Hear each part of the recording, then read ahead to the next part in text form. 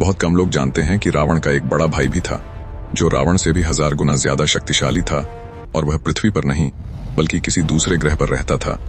जब उसे पता चला कि उसके भाई रावण का भगवान श्री राम ने वध कर दिया है, तो उसने आसमान से बाणों की वर्षा कर दी और भगवान श्री राम, लक्ष्मण जी और वानर सेना के महान योद्धाओं तक को मूर्छित कर दिया था। आगे क्या हुआ, ये पूरी कहानी हम इस वीडियो में आगे जानेंगे। एक दिन उसे पता चला कि उसका छोटा भाई लंका का रावण बहुत शक्तिशाली हो चुका है और देवताओं को परेशान कर रहा है। यह सुनकर सहस्त्र रावण को जलन हुई। उसने सोचा, अगर मेरे भाई के सिर हैं और वह प्रसिद्ध है, तो मैं, जिसके 1000 सिर हैं, उससे भी अधिक शक्तिशाली क्यों न बनूं? उसने कठिन तपस्या शुरू की। हजारों वर्षों तक एक पैर पर खड़ा रहा, अपने शरीर का मांस अग्नि को अर्पित किया। उसकी तपस्या से तीनों लोग कांप उठे। आखिरकार भगवान ब्रह्मा प्रकट हुए और बोले, बताओ तुम क्या चाहते हो? सहस्त्र रावण बोला, मुझे ऐसा वरदान दीजिए कि मुझे कोई देवता, कोई दानव, कोई मानव, कोई पुरुष कभी न मार सके। ब्रह्मा जी ने तथास्तु कहा और चले गए। पर सहस्त्र रावण ने एक भारी भूल कर दी थी। वह स्त्री को कमजोर समझकर अपने वरदान में शामिल करना भूल गया।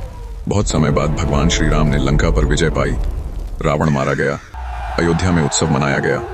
एक दिन कई ऋषि श्री राम की सभा में आए और बोले, प्रभु, अब आपकी बराबरी का कोई शत्रु नहीं रहा है। यह सुनकर सीता जी हल्का सा मुस्कुराईं। सब चौंक गए। सीता जी बोली, हे प्रभु, रावण तो बहुत छोटा राक्षस था। असली खतरनाक उसका बड़ा भाई है, जिसका नाम है सहस्त्र रावण। उसके 1000 सिर हैं और उसकी शक्ति रावण से 1000 गुना अधिक है। जब तक वह जीवित है, यह दुनिया सुरक्षित नहीं है। श्री राम का चेहरा गंभीर हो गया। अधर्म का विनाश करना उनका धर्म था। उन्होंने सेना तैयार की। सेना के साथ पुष्कर द्वीप के लिए प्रस्थान किया। लंबी यात्रा के बाद वे पुष्कर द्वीप पहुंचे। वहां का वातावरण भय से भरा हुआ था। जैसे ही सेना भूमि पर उतरी, सहस्त्र रावण की राक्षसी सेना उन पर टूट पड़ी। भीषण युद्ध शुरू हो गया। लंबे समय तक संघर्ष चलता रहा। तभी आकाश अंधेरा पड़ गया।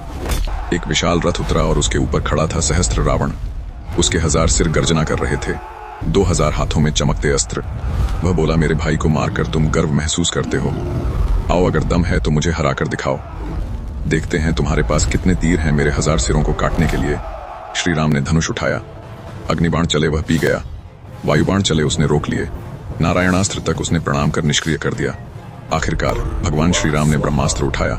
पूरा आकाश चमक उठा, पर सहस्त्र रावण ने उसे हवा में पकड़ लिया और खिलौने की तरह तोड़कर फेंक दिया। फिर उसने एक भयानक बाण छोड़ा जो सीधे भगवान श्री राम की छाती में लगा। वे गिर पड़े। लक्ष्मण भी गिर पड़े। सेना टूट गई। सभी वीर योद्धा रणभूमि में मूर्छित हो गए। अब केवल सहस्त्र रावण की हंसी रणभूमि में गूंज रही थी।